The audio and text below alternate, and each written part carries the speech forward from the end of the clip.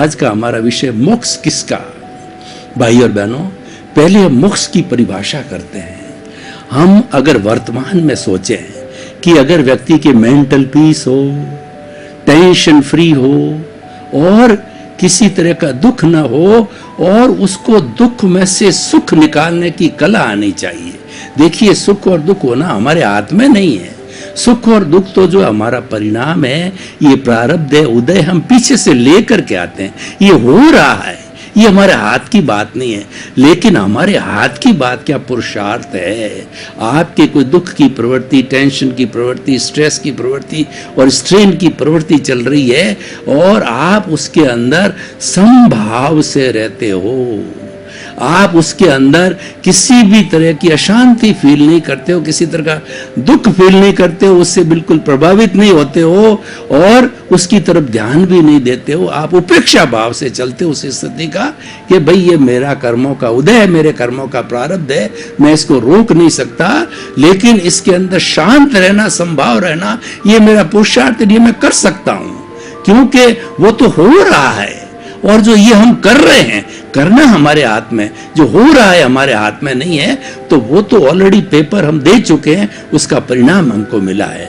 तो भाई और बहनों, इस तरीके ये हमारा वर्तमान का मोक्ष है कि अगर मान लो आपको कोई तरह का तनाव ना हो और जीवन में शांति रहे, तो ये हमारा तात्कालिक मोक्ष है। लेकिन ये टेम्परेरी है, थोड़े समय के बाद में फिर दुख आ जाता है, दुख के बाद में सुख आता है। इस तरीके से साइकिल चलती रही है, सुख दुख सुख दुख, क्योंकि हर संजोग के साथ वियोग जुड़ा हुआ है। This is the law of the nature. ये कुदरत तृष्णा और कुदरत का कानून है जिसको कि रोका नहीं जा सकता है।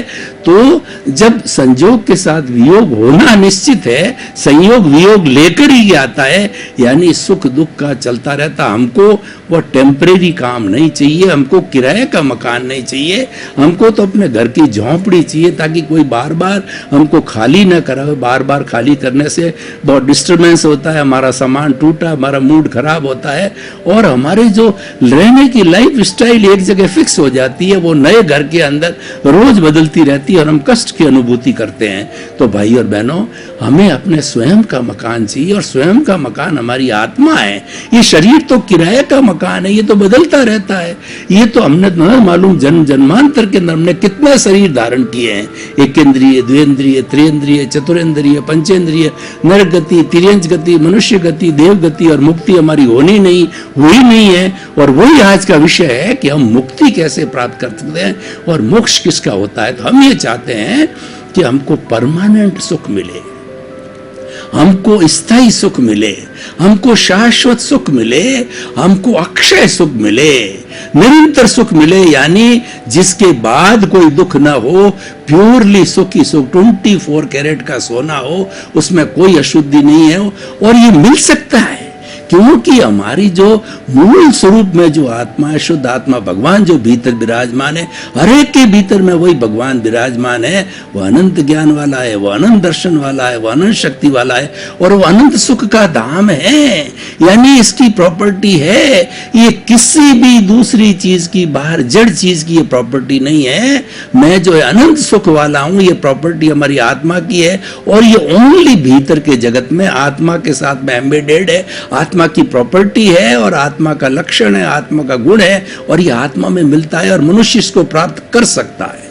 हम असंभव बात नहीं कर रहे हैं आपको कि ये असंभव बात तो संभव कैसे होगी, जो हम कर रहे हैं वो संभव हो सकती है, यानी मुक्ति संभव है।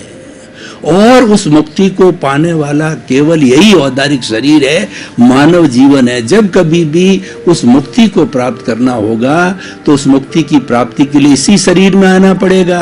भगवान महावीर ने इसी शरीर को धारण किया, 24 तीर्थंकरों ने इसी शरीर को धारण किया, राम ने इसी शरीर को धारण किया और गौतम बुद्ध ने इसी शरीर को धारण करके वो निर्वाण को गए, मुक्ति को गए। तो भाई और बहनों, कि ये सारा मुक्ति से जुड़ा हुआ टॉपिक है। तो अब क्वेश्चन ये कि मोक्ष किसका। देखिए, हमारे भीतर जो प्रभु है वो तो ऑलरेडी मुक्त है, वो तो शुद्ध स्वरूप है, लेकिन वो अभी मैला हो चुका है, अभी ये बॉन्डेड है, ये अशुद्ध हो गया है।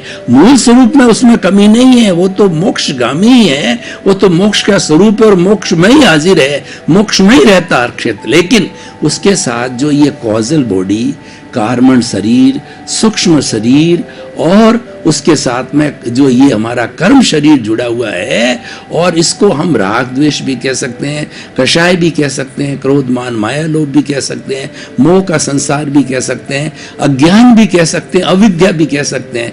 इसके जितने जितने धर्म दर्शन हैं, सभी ने इस अज्ञान के अलग अलग नाम दिए, लेकिन भाव सबका एक है कि अज्ञान के वेल्डिंग को तोड़ो, तो अज्ञान के वेल्डिंग को तोड़ते ही आपकी शुद्ध आत्मा स्वरूप प्रकट हो जाएगा।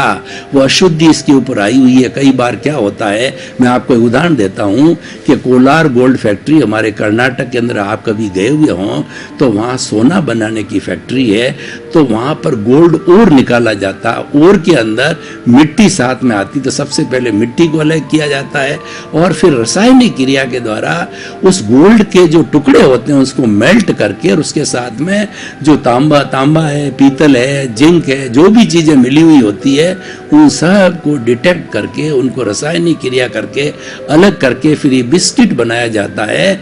999 जो है नंबर का बिस्किट बनता है, यानी वो 24 कैरेट का सोना होता है, वह विशुद्ध अवस्था में होता है। तो हमारी आत्मा भी उसी तरीके से प्योर है, विशुद्ध अवस्था में है, लेकिन अज्ञान के कारण जो है अशुद्ध हो गई है। उस अज्ञान की वेल्डिंग को काटना है। तो मोक्ष किसका है?